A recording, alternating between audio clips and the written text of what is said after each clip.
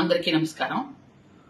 ఈరోజు అల్లూరు సీతారామరాజు జిల్లాలో మన గిరిజన యువత బంద్ చేస్తున్నారు.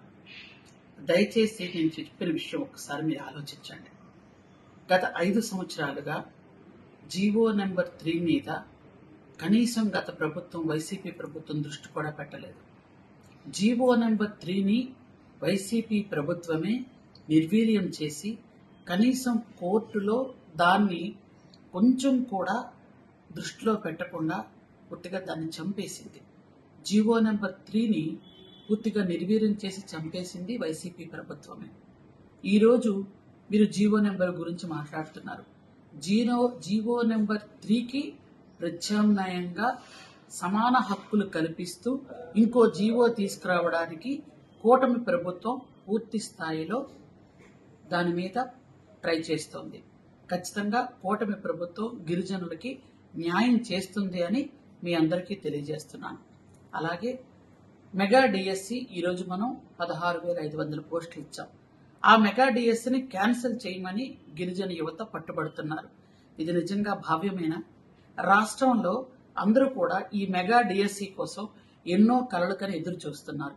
ఇలాంటి సమయంలో మనం క్యాన్సిల్ చేయమంటాం ఎంతవరకు సమంజసమో మీరు ఒకసారి ఆలోచించండి.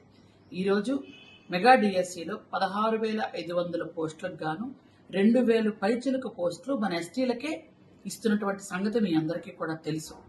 ఇవి కాకుండా మనకి ఇంకా కొరత ఉంది అంటే తర్వాత ప్రభుత్వాన్ని అడగడంలో ఒక న్యాయం ఉంటుంది. కానీ ఇప్పుడే మనం మెగా డిఎస్సి తీయొద్దని చెప్పడం ధర్మం కాదు. అలాగే ఈ ధర్నా ఏదైతే ఉందో, ఈ ర్యాలీలు ఏవైతే ఉన్నాయో, ఈ బంద్లు ఏవైతే ఉన్నాయో వీటిని వైసీపీ నాయకులు ముందు పెట్టి నడిపిస్తున్నారు. మీరు ఒక్కసారి ఆలోచించండి.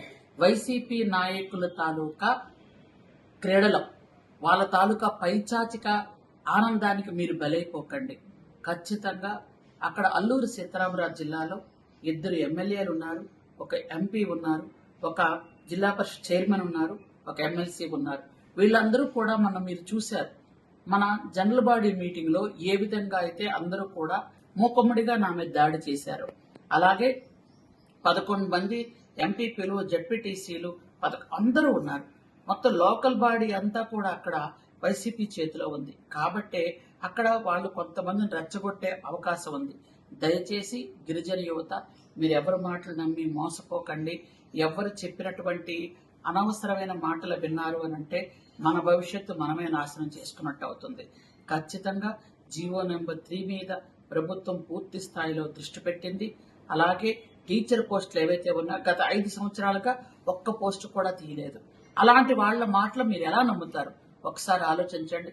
అందుకని మీ అందరికీ కూడా మీ సోదరిగా నేను మీ అందరికీ తెలియజేస్తున్నాను. దయచేసి మీరందరూ కూడా సంయమనం పాటించండి.